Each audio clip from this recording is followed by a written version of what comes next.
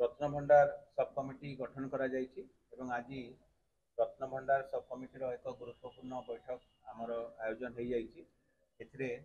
समस्त प्राधिकृत अधिकारी बंधु माने एवं सेवक बंधु माने उपस्थित रही अनेक गुरुत्वपूर्ण प्रसंग उपरे आलोचना करा जायतिला एवं आपण माने जानिछंती जे इतिमध्ये रत्नभंडार उभय बाहर एवं भीतर रत्नभंडार संरक्षण और मरामती कार्य एएसआई द्वारा संपन्न हो सारी एवं एबे जहाँ अस्थायी रत्नभंडार अच्छी जमती कि भीतर रत्नभंडार जहाँ भी अलंकार आदि अच्छी एबे खटसेज घरे अच्छी अस्थायी रत्नभंडार हिसाब से एवं बाहर रत्नभंडार रत्न अलंकार आदि सबू टांगड़ा घर और फूल घरे रही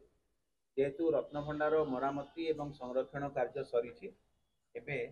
मूल रत्नभंडार को सबू रत्नभंडार अलंकार आदि स्थानांतर उपरे आदि विस्तृत भाव में आलोचना है।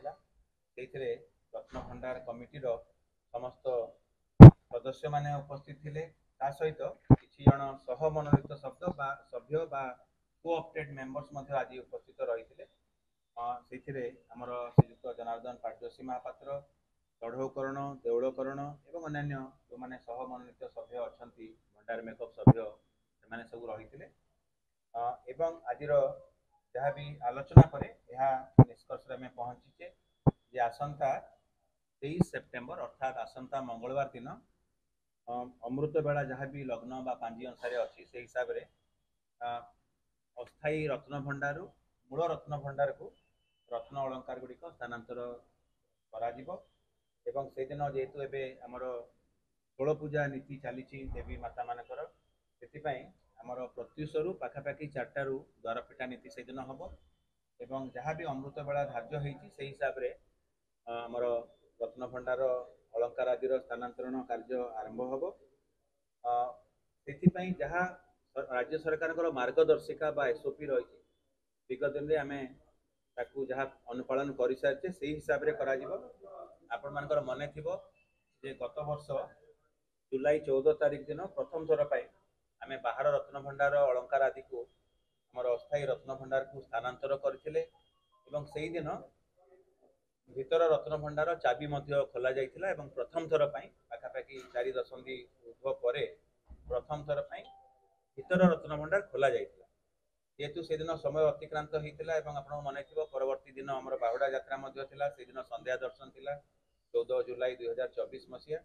तेणु परवर्ती पर्यायर 18 जुलाई 2024 मसीहा दिन से दिन 14 तारीख दिन बाहर रत्नभंडार अलंकार आदि स्थानांतर होता एवं 18 जुलाई दिन भीतर रत्नभंडार जहाँ भी रत्न अलंकार आदि अच्छी खटसेज घर को अस्थायी रत्नभंडार को स्थानांतरण करा जाइथिला। परवर्ती पर्यायर अगस्त 23 तारीख 2024 मसीह खाली सिंधुक बा आलमीरा थिला ताकू मध्य आमे स्थानांतरण करथिले तापाई मध्य राज्य सरकार गोटे मार्गदर्शिका जारी करते से हिसाब से करा जाइथिला एवं यही सब सरीगला 18 सेप्टेम्बर 2024 ठीक गोटे वर्ष पूर्व आप मन थी ठीक गोटे वर्ष पूर्व आमर जहाँ भी प्रिलिमिनारी इंस्पेक्शन एवं टेक्निकल सर्वे कार्य एएसआई आरंभ करते आपको मन थी राडार पेनिट्रेटिंग सर्वे एवं अलग जहाँ भी जीपीएस काम गुड़िक करा जाइथिला एवं साइंटिफिक इन्वेस्टिगेशन सरीगला मरामती एवं संरक्षण कार्य एएसआई आरंभ करते जहाँकि आपण मैंने समस्त अवगत अच्छा इतिमध्य सरी जाइए एवं आउ गोटे आमर रत्नभंडार कमिटी आज परामर्श देइछन्ति जदिओ रत्नभंडार मरामती संरक्षण कार्य सरी जाइछि तथापि भी रत्नभंडार सब कमिटीर सदस्य माने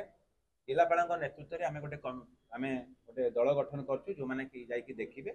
तार सफा सुतरा इत्यादि एवं जो बाहर आमर काठर कबाट लगी से जो होल करिया कथा तार वेंटिलेशन जाली सहित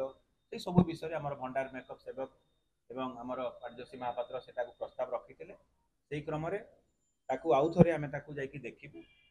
पारादीप फॉस्फेट्स लिमिटेड तरफ पवित्र विश्वकर्मा पूजा उपलक्षे आपण मानक हार्दिक शुभेच्छा और शुभकामना।